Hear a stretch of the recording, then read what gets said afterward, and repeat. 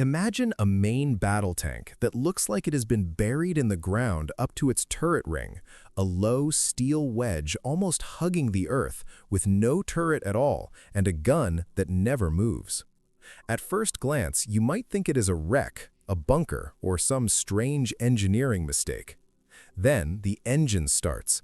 The hull tilts like a living creature taking a breath, and the entire vehicle swivels with eerie precision to bring its fixed gun onto target. This is not a failed experiment. This is exactly how it was meant to work.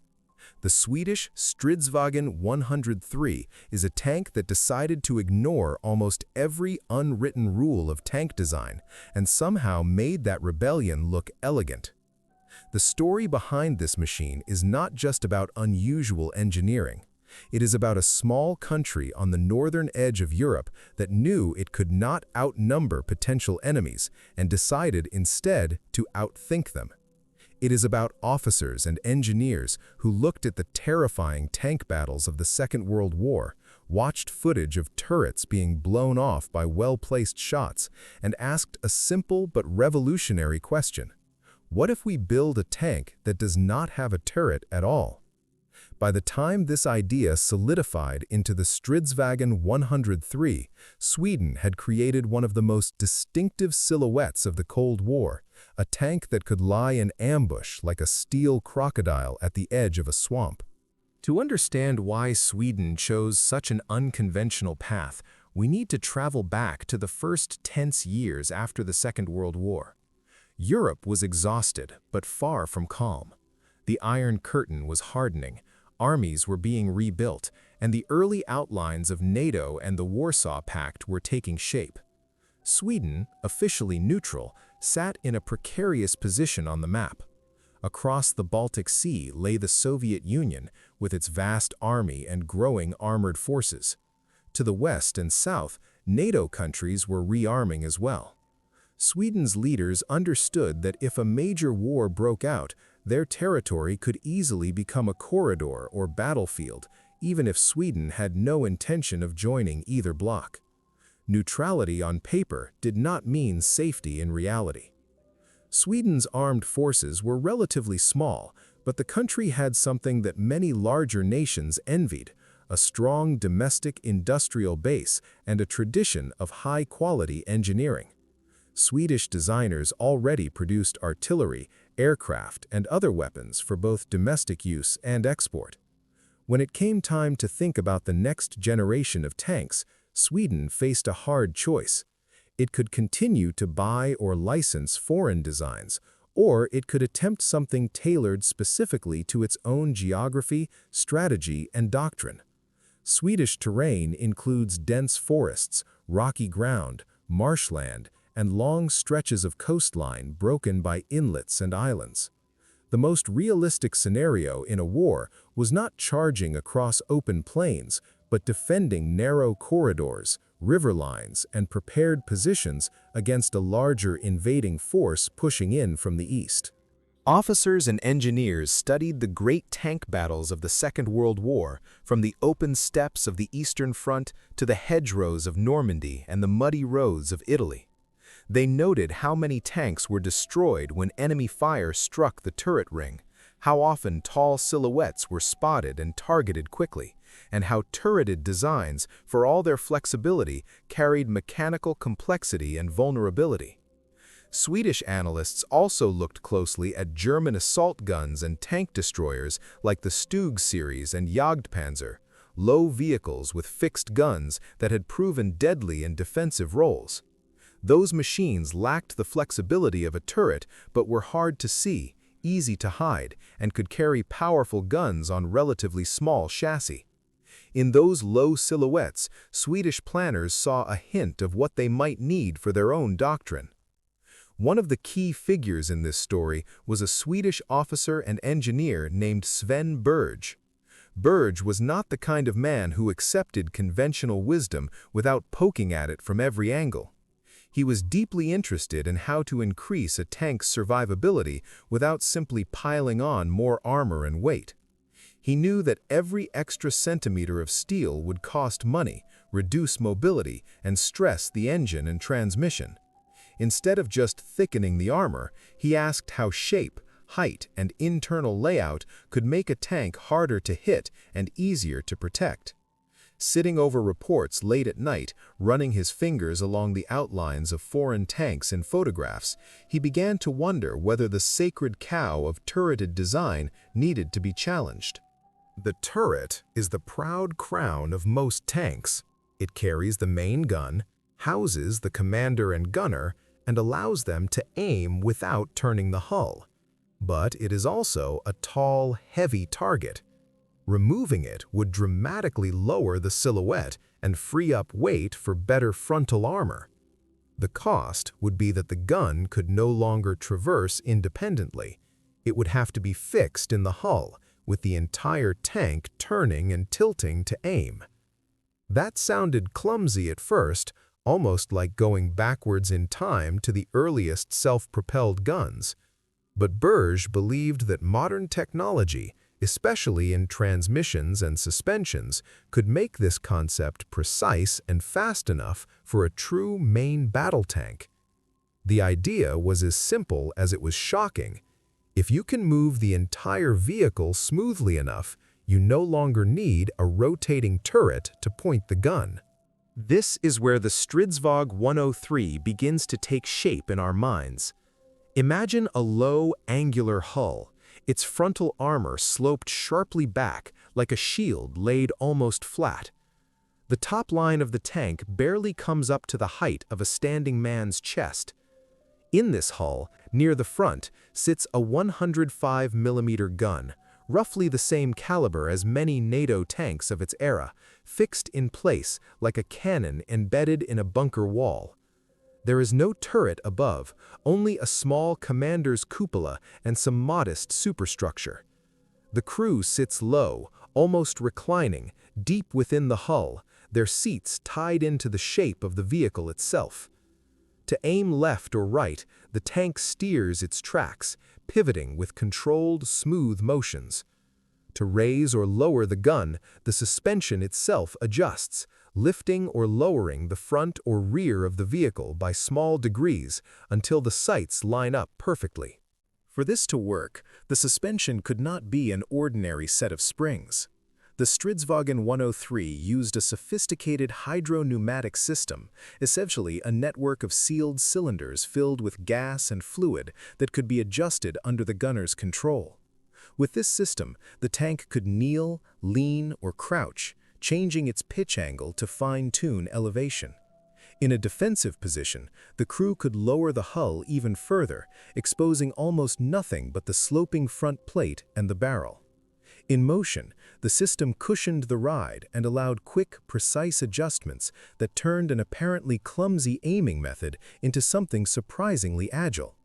The hull became both weapon and sight mount, a single rigid unit that responded to the crew's commands almost like a living organism shifting its weight. Of course, such an unconventional approach did not win universal acceptance overnight.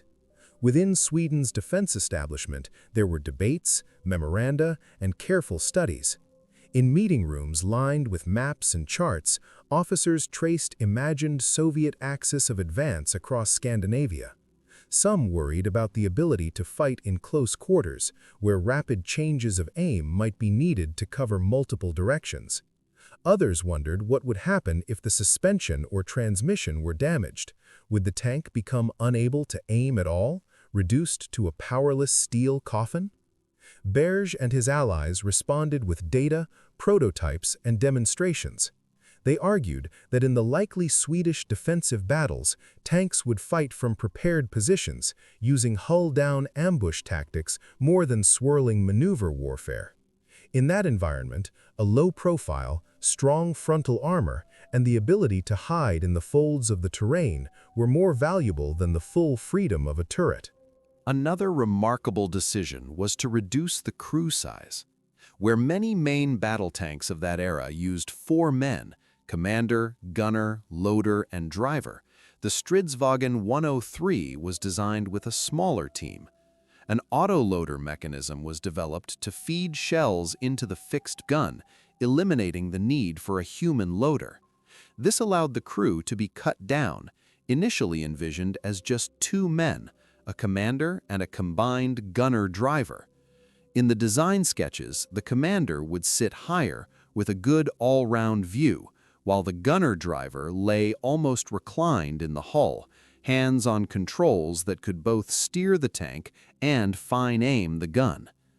In practice, it was judged that a third crewman would be valuable, both to share workload and to provide redundancy. This third crew member, seated facing the rear, acted as a rear driver and radio operator, able to control the tank while it moved backwards. That last detail may sound like a minor convenience, but on the battlefield it was a clever tactical advantage. Because the Stridsvagn 103 had no turret, its strongest armor was concentrated at the front. With a rear driver equipped with full controls, the tank could withdraw from a position at full speed without turning around, always keeping its heavily armored nose pointed toward the enemy's guns. In essence, it could move backwards as confidently as forwards, slipping out of danger or changing firing positions without ever showing a thinner side or rear plate. For a crew drilled in this technique, an engagement might look like this: move into cover nose first, fire several quick rounds, then blast away in reverse to a new hideout while the enemy still tries to adjust their sights. Powering this unusual vehicle required its own set of innovations. Sweden chose a hybrid approach, pairing a traditional diesel engine with a gas turbine. The diesel offered efficient cruising and reliable operation under normal conditions. The turbine, on the other hand, could provide bursts of extra power when needed for rapid acceleration or difficult terrain, spinning up with a distinctive high-pitched whine that contrasted with the deeper rumble of the diesel. This dual power system made the Stridsvagn 103 one of the first production tanks in the world to make serious use of a turbine engine, a concept that larger powers like the Soviet Union and the United States would later explore in their own designs. The Swedish tank, in a way, was a quiet pioneer, experimenting with powertrain ideas long before gas turbines became a standard in any major fleet. The development path, unsurprisingly, was not smooth. Early prototypes had different gun calibers and armor concepts. Some designs envisioned even more powerful weapons and higher levels of protection, but these ambitions threatened to push weight and cost beyond reasonable limits. Engineers wrestled with questions like how much ready ammunition the autoloader could handle, how thick the frontal armor had to be to resist contemporary Soviet tank guns, and how to ensure that the hydropneumatic suspension would remain reliable in harsh Scandinavian winters. Through the 1950s, as Sweden refined its requirements and the Cold War strategic picture evolved, the Stridsvagn concept changed more than once. What remained constant was the core idea: a turretless main battle tank optimized for defensive warfare in Swedish conditions, with a low profile, fixed gun, advanced suspension, and a small but versatile crew. Testing this machine must have been a strange experience for crews accustomed to traditional tanks. Picture a training ground in Sweden, the sky low and gray, forests dark at the edges of the field. A Stridsvagn 103 sits almost motionless in a shallow depression, barely visible above the grass. Inside, the gunner watches his sights as the instructor calls out a target. Instead of cranking a turret traverse wheel, he gently moves his control, and the entire hull begins to pivot, tracks churning softly against the soil. The suspension hums as the front end dips by a degree, raising the gun's line just enough. From outside, the tank seems to glide into alignment like a camera on a tripod. Then the main gun fires, and the recoil is absorbed not by a backward sliding barrel, but by the entire mass of the hull and suspension pushing momentarily into the ground.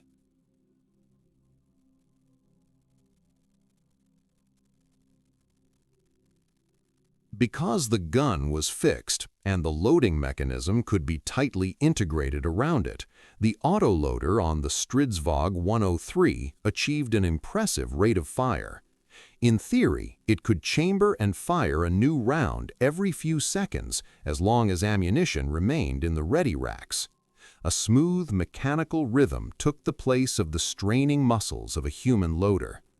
For a tank lying in ambush, that meant the ability to deliver several quick shots into an advancing column before withdrawing to a new position. Swedish doctrine envisioned these tanks operating as part of a layered defense coordinated with infantry, anti-tank missiles, and artillery, using the country's forests and broken terrain to their advantage. A Soviet column pushing down a narrow road might suddenly find its lead elements erupting in fire, while the low silhouettes doing the damage slipped back and disappeared. No design, however ingenious, is without its flaws. Critics of the STRV103 pointed out that its approach would be less effective in offensive operations, especially in urban or close-terrain fighting, where rapid all-round aiming is vital. In a tight village street, the inability to swing the gun independently of the hull could become a serious handicap.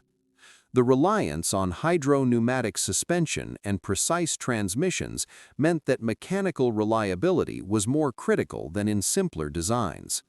A damaged suspension unit could affect not just ride comfort, but the ability to aim at all.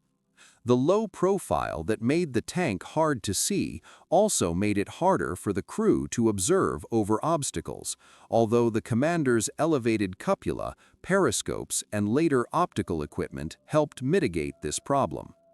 There were also broader strategic questions. As other nations developed new generations of turreted main battle tanks with powerful stabilized guns, advanced optics, and sophisticated fire control systems, some observers wondered whether Sweden had locked itself into a unique concept that might prove limiting in the long run. Could a turretless tank keep up with combined arms maneuver doctrines that expected armor to play both defensive and offensive roles?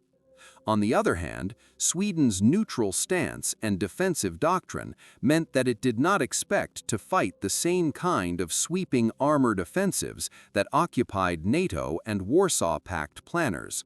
For Sweden, the most likely battles were those fought on home soil, buying time, trading space, and making every enemy kilometer as costly as possible. In spite of these debates, the STRV103 entered service and became the backbone of Sweden's tank force for a significant part of the Cold War. Its crews grew accustomed to its quirks, learning how to exploit its strengths and minimize its weaknesses. They drove it through forests, across rough ground, and even in water. With appropriate preparations, the tank could be made amphibious, using flotation screens or equipment to swim at modest speeds across calm water. This capability added flexibility in a country with many lakes and coastal areas, allowing armor to redeploy in ways that would surprise an attacker expecting strictly land-bound tanks. To an enemy commander watching reconnaissance reports, the sudden appearance of STRV103 units on the far side of a water barrier might be an unwelcome shock. On exercises, Swedish soldiers practiced the kind of ambushes and defensive maneuvers that the STRV103 had been built for. Tanks would dig into concealed firing positions, often using built-in dozer blades to shape the ground, leaving only the top of the hull and the gun visible. Crews rehearsed the choreography of rolling into a hide, adjusting the suspension to the perfect angle, firing a rapid sequence of shots, then reversing out under the control of the rear driver while smoke rounds covered their withdrawal. The image of a low, angular shape appearing briefly above the grass, spitting fire, and then vanishing again, became characteristic of Swedish armored tactics, a kind of mechanical whack-a-mole in which the mole was armed with a 105mm cannon. The uniqueness of the STRV103 also attracted international attention. Foreign officers visited Swedish ranges to see this strange, turretless tank in action. Some came away impressed by its stealth and clever design.